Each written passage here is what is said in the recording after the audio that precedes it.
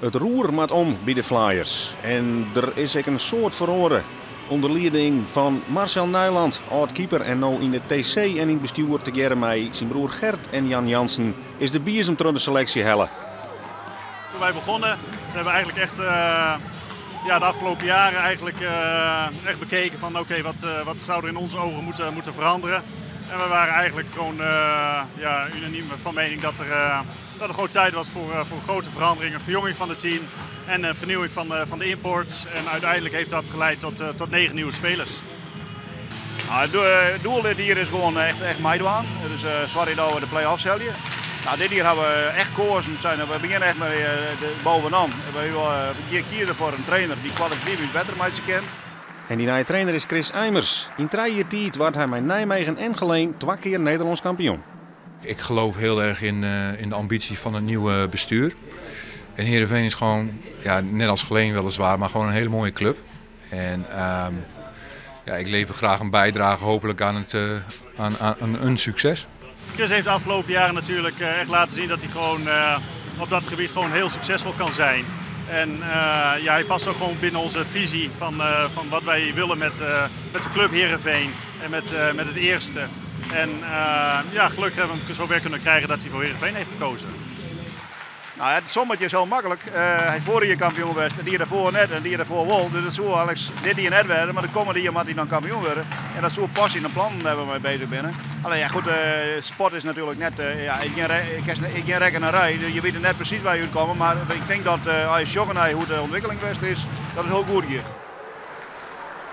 En de Flyers hier in het blauwe tenue beginnen hoopvol in die eerste periode met een grote kans voor een van die nieuwe meesken, Kevin Bruisten.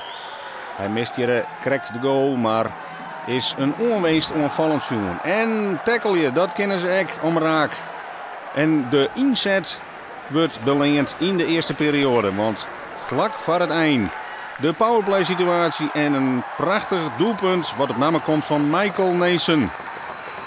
Het schot is van Judith Smit en de tip in van de aanvierder Neesen. En de voorsprong is dan op dat stuit ter jochte van de Flyers.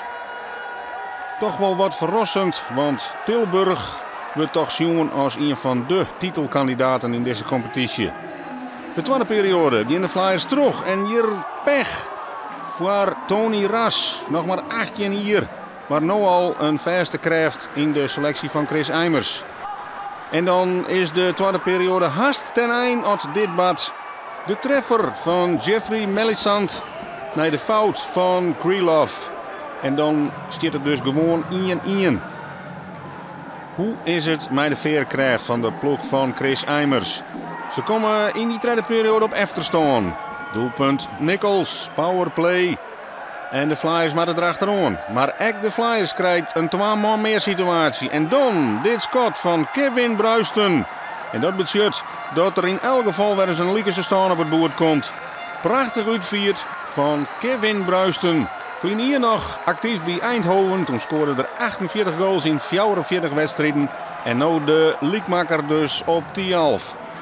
En in de verlenging wordt er van beide kanten net scoort. En moet de wedstrijd dus beslist worden door penalty shots. Chris Eimers stuurt zijn beste mensen het ijs op. En hier is Kevin Bruisten. En die komt nou net om Meijerdres heen. Ien misser in de penalty-serie. Die serie die nog maar oer 3 panels gaat. En dan is het Don Nichols die het 3 in scoort. En de winst gaat dus naar Tilburg. Ik denk dat de uitslag in principe een terechte uitslag is. Ik denk als die andersom is dat die net zo terecht is. Dus ik denk dat hier vanavond twee teams waren die beide wilden hockeyen. Beide strijd wilden leveren. En om heel eerlijk te zijn kan ik me niet voorstellen dat mensen teleurgesteld naar huis gaan. Ondanks dat we hier natuurlijk allemaal hetzelfde doel nastreven. En dat is dat we winnen met de Flyers. Maar wij hebben gewoon een goede wedstrijd gespeeld. Dit team heeft gewoon heel veel potentie. En dat hebben we vanavond laten zien. En dit is nog maar de eerste stap. En we kunnen alleen nog maar groeien. Nou, het eerste punt is er. We zijn op de goede weg.